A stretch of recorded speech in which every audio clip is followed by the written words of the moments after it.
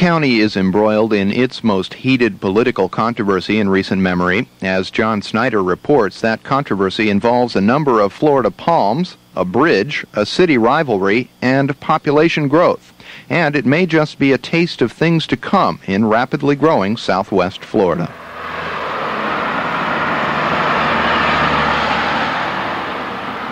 This is McGregor Boulevard.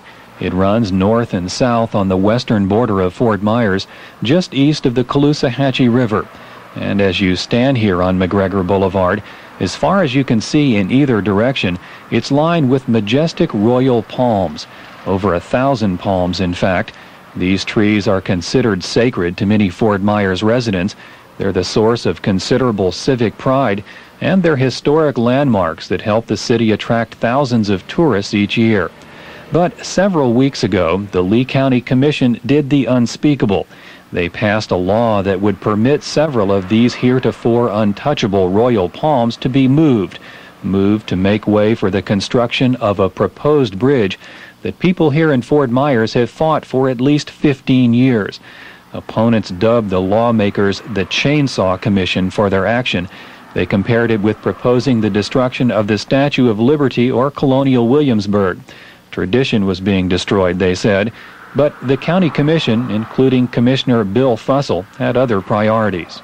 I've been here, for 43 years, nearly all my life, and I love them just as well, but we've got to make room for progress, and certainly some trees will have to come down to make way for the bridge to come up. The parry over the palms is just one battle in a heated, divisive, and sometimes humorous war that has been brewing on the banks of the Caloosahatchee River all year. The object of the struggle is the proposed $150 million midpoint bridge. It would connect central Fort Myers on the east bank of the Caloosahatchee with Cape Coral on the western side. Cape Coral's 50,000 residents say they need the bridge for convenient access to workplaces, county government offices, and a shopping mall in Fort Myers. To get there now, they must cross a two-lane bridge that's often plagued by frustrating traffic jams. So for Cape Coral, a midpoint bridge is a real necessity. But for many in Fort Myers, including its mayor, the bridge is far from a necessity. Mayor Art Hamill says the bridge and overpass will not only cut his city in half, it will also ruin its historic McGregor Boulevard. It's our trademark. As you drive down it, you constantly see people out photographing it and taking pictures of it. The trees were planted by early developers or what have you. Tom Edison was instrumental in it. It's just a trademark of our city. We're known as the City of Palms, and so we really want to protect that boulevard and that image. Hamill says the bridge overpass would also destroy an adjacent neighborhood and dramatically increase traffic congestion in an already busy thoroughfare. Opponents also argue that the bridge would be unnecessary if a proposed county beltway is eventually built. So in anticipation of the county's action to allow the palms to be moved, the city passed their own ordinance prohibiting it. To consolidate their efforts, bridge opponents and supporters have formed groups that echo another epic struggle.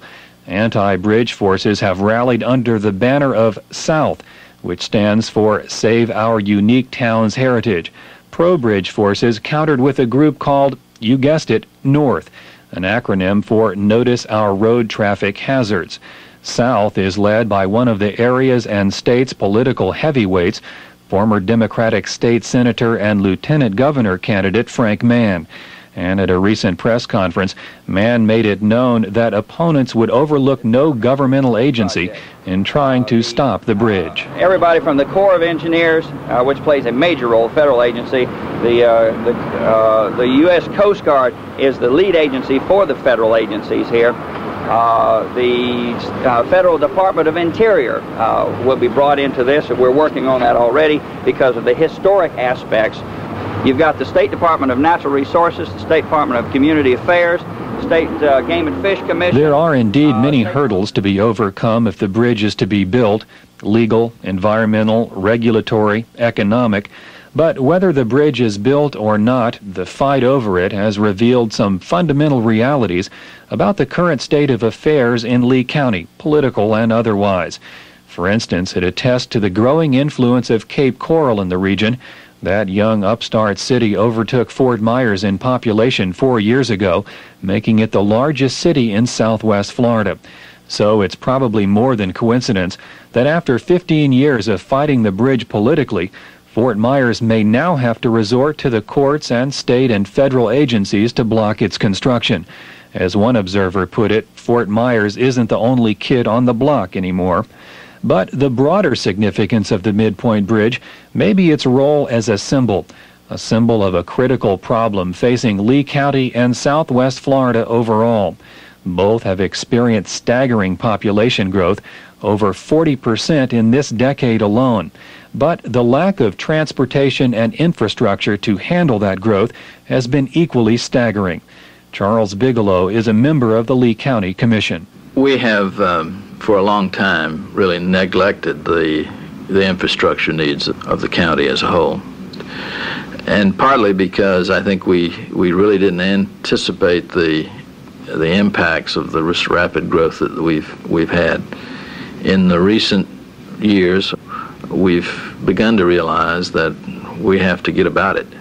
And this bridge, I think, is sort of a symbol of that. And unfortunately, it's about 6 or 7 years too late.